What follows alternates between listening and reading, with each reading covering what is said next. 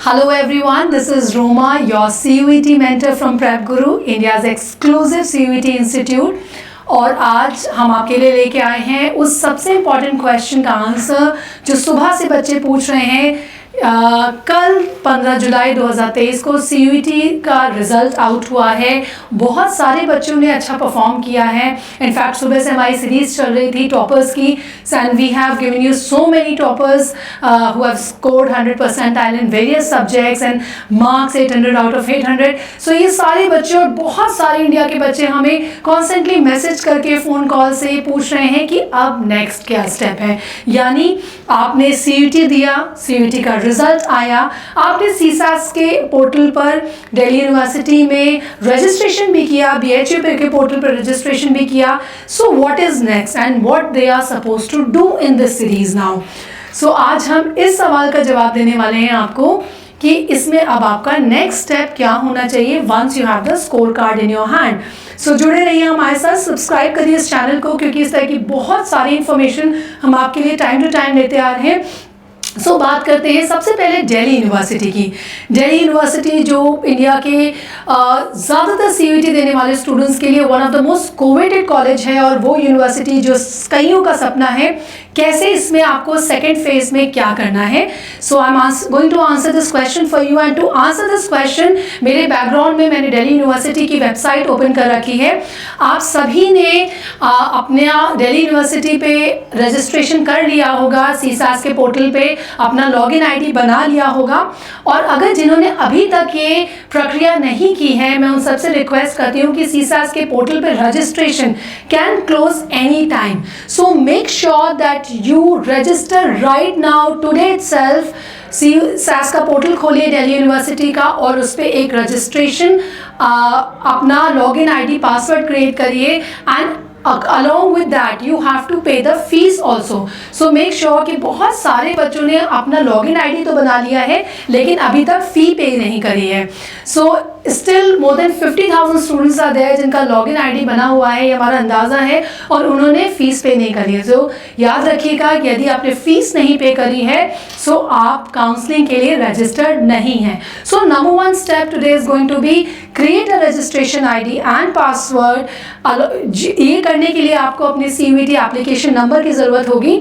सो CUET application number को handy रखिएगा, अपनी 10th और 12th की मार्कशीट को हैंडी रखिएगा। इसके लिए हमने प्रीवियस वीडियो भी बनाया था जिसका लिंक हम अभी आपको बायो में दे देंगे अगर आपको नहीं पता है रजिस्ट्रेशन पोर्टल पे कैसे करना है। So once you are registered, इस तरह का आपका एप्लीकेशन फेज दिखेगा। आपको फेज 1 है ये एप्लीकेशन, और इस तरह से आपकी एप्लीकेशन लिखेगी जहाँ पे ये लिख के आ रहा होगा your application is submitted successfully. अगर ये नहीं लिख के आ रहा है दैट मीन्स अभी तक आपने पेमेंट नहीं करी है या आपके डॉक्यूमेंट्स में कोई एरर है।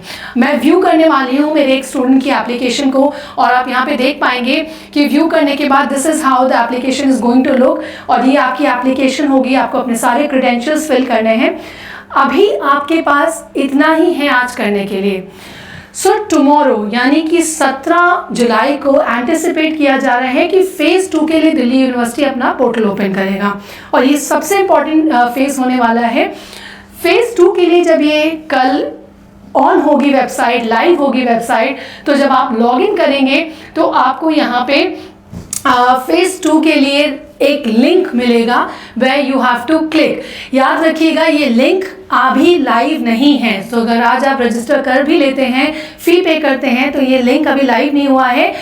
ये लाइव होगा मोस्ट प्रॉब्ली टुमारो और डे आफ्टर। सो 17 जुलाई का एंटिसिपेटेड है। 17 जुलाई को दिल्ली यूनिवर्सिटी फेज 2 के लिए लाइव करेगा अपनी वेबसाइट।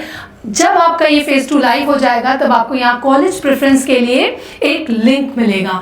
कॉलेज प्रेफरेंसेस के लिंक में जब आप क्लिक करेंगे then you will be asked to write the preferences of the college. ये प्रेफरेंसेस आपको कैसे बनानी है इसकी बात हम पहले भी एक वीडियो में कर चुके हैं कि कॉलेजेस के प्रेफरेंसेस आपको कैसे रखने हैं।